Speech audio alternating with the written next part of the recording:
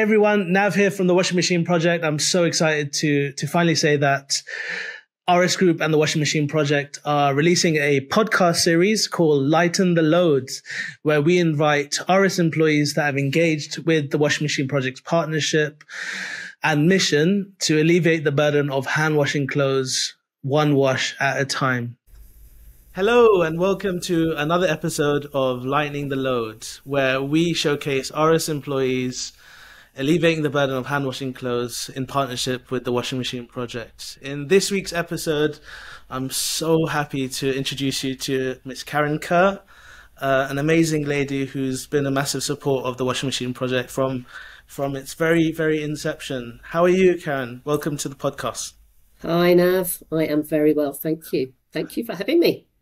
Amazing, amazing. When we were first thinking about this series, you were on the top of the list, and the reason why is because you've literally been there from the very, very beginning. I think on some of the first ever meetings when we were trying to plan what partnership could look like. But before we get into that, I just wanted to ask if you could introduce yourself and what would someone need to know about you if they've never heard about Karen? Okay, so I'm Karen Kerr. I've worked in this amazing organisation for almost 11 years now. I think when the headhunter called me to say, would you like to come join this organisation? I've never heard of them, but it was a lot closer to home at the time. And I thought, fantastic, no more commuting to London. And it was there was just something from that interview. There was just something about the business. I'd come from a very different world. And from the moment I joined, it's felt like communications has always been really, really important. So I look after communications here across the business. So that's everything from internal communications to all of our employees across the group, to organic social media, to PR, global events, any supplier communications, anything that involves us talking to stakeholders other than our customers. Amazing, and definitely the right person to have on the podcast if we're showcasing employees engaging with the Washing Machine Project. So you must have a real ear to the ground when it comes to employees engaging with this partnership. What can I want to cast our mind back to 2021, height of the pandemic. We were in discussions about exploring how the Washing Machine Project and the RS Group could work together. When did you first hear about us, and yeah, what were your first reactions, and where did you see it going at the time? I think it was Isabella, who's no longer in the business, but Isabella introduced myself and Andrea Barrett, who looks after our ESG, to you. And I think you came into the office or we had a call virtually. I can't remember whichever. I don't think we were in lockdown just yet. And it was just one of the nicest meetings I have ever been in. We as a business talk about how we make amazing happen for a better world as being, that real purpose for our business. And meeting you, it felt like that was a marriage made in heaven in terms of what it is you were looking to do and how it really aligned to the purpose of the business. So it was for me, an inspiration to meet you, to understand, where you'd come from and what you wanted to achieve with the Washing Machine Project. And it's been wonderful to see it grow from strength to strength since then. Yeah, and it was so interesting to get everyone on the call and just kind of have that co-creation exploration session of what we could do and what was the art of the possible. And I think at the time we were using 60 to 70% of RS parts on our machine, so it's like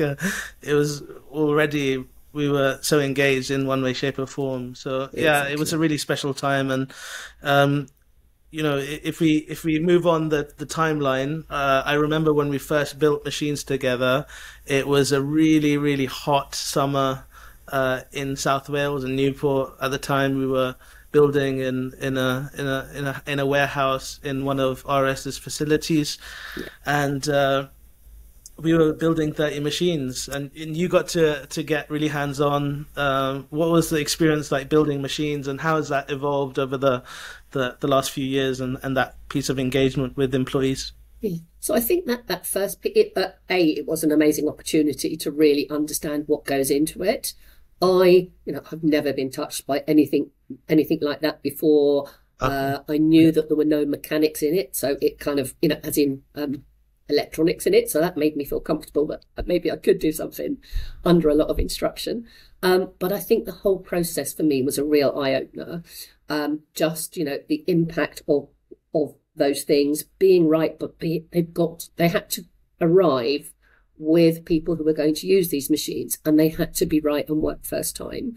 So, things like, and I just hadn't appreciated that things like making sure that every nut was screwed on in the right way, and every seal was done properly, and every piece of glue that shouldn't have been where it was removed properly, and that the stickers were placed on properly. Every single element of that was just so important.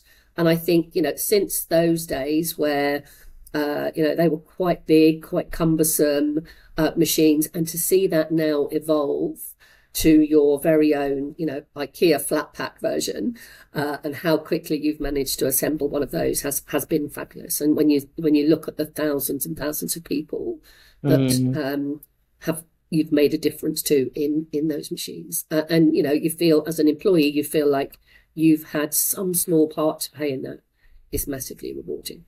Yeah, I think that's a really good summary of that, and just it's very rare that you get to have something or engage with something that's so tangible, something that you're engaging with, something that you're building is going direct to someone in need. And I think we really try to hit home that you can make a really big tangible difference in this partnership with the RS group. So yeah, thank you so much for all of your support on that. Sorry to interrupt the interview. I just wanted to give you a quick rundown on what the Washing Machine Project is. Over 60% of the world hand wash clothes, and the burden of hand washing clothes is disproportionately placed on women and girls. We think that's really unfair at the Washing Machine Project. And with the support of the RS group, we're alleviating the burden of hand washing clothes one wash at a time. And we do this by distributing these manual washing machines that save time, water, and effort compared to hand washing clothes. I wanted to talk about how this collaboration, this partnership has affected you personally. Is there any personal stories of moments of reflection on this problem statement of people hand washing clothes around the world, or why does it hit home for you on a personal level? I think we take washing so for granted. We take water, having that accessible, so for granted. And I think when I first met with you, I can remember just sticking beside the washing machine a little box, and every time I washed, I just put £1 in it. Wow! And every time that washing machine went on, for a long time, we had £1 going into that box. Wow. Because it just made us think as a family that, you've got to be hugely grateful for these things, because there are many more people around the world, or very many people around the world, who don't have access to that running water, who don't have access to just that simple dignity of clean clothes. So it was a really poignant reminder, I think, that we are incredibly fortunate for something which you just take for granted. Wow, that's a really beautiful reflection, Karen, and I love that simplicity of the £1 in the box. It's beautiful. There's a new baby in the family in the Sawhney household, and I think we're going through about 9 nappies a day right now. So a lot of washing to do, and it's always a reflection and a reminder of how lucky and how for granted that we take it here on a personal level as well. So yeah, thank you. I I wanted to cast your mind back to a fundraising experience that you engaged with right across the world. Do you want to? Oh, yes. Oh, What yes. what a daredevil! Can you talk us through what you did and Well, how that came around? so I found myself in New Zealand at the same time as Andrea. So we've both got family members that live there. And therefore, we decided that we wanted to do something. I'd kind of set this mad idea that we could start in every, region that we had in the world and do something. Haven't got there yet, but we're certainly planning the next one. But the first one was in New Zealand. We were going to, the pair of us, raise money by walking around the outside of the Auckland Sky Tower. Wow. So we sent out lots of links to Just Giving. We sold ourselves mercilessly that we were going to do this. We arrived in New Zealand in their summer, so Christmas time, summer their time. The weather was atrocious. We met at the bottom of the Sky Tower and were told, really sorry, guys, but the weather is too bad. We cannot risk you walking around the outside of the Sky Tower today. But so it's like, so when we explained what we were doing, and that, we only had a finite time to be together in New Zealand. Yeah. They said, well, okay, you can't do that, but you can climb over the Auckland Bridge instead. So it's like, okay, so you'll let us climb, hundreds and hundreds of feet below is the river, but we couldn't go up on the Sky Tower. So we did that. We chained ourselves to the bridge and we climbed right over the top of Auckland Bridge. Hopefully, people still honouring their commitment to fund us. Yeah. Wow, So wow, wow. and it was amazing. We had a great day, a bit scary, very windy. Yeah, I'm sure. Yeah. Wow. Yeah, wow. Better you than me. Yeah. It's always You can join us in the next one, Nav. So the next one I've got planned, which we had to cancel this year for reasons beyond our control. Sure. But I really want to do wing walking. That's the next one. Cool. We're doing wing walking in the UK. Yeah. Sign me up. I'll be there. Okay. Yeah, it's always amazing to see what lengths people go to fundraise for for this amazing collaboration that we have together. Okay, to wrap up, we ask our guests on this podcast series the same question. The question is, as you know, the Washing Machine Project's mission is to save time compared to hand washing clothes, and on average we save around 75% of time, which equates to about 15 hours. So I guess the question to you, Karen, is what would you do with an extra 15 hours in a week? Explain that in a bit of detail. Where would you see that time going?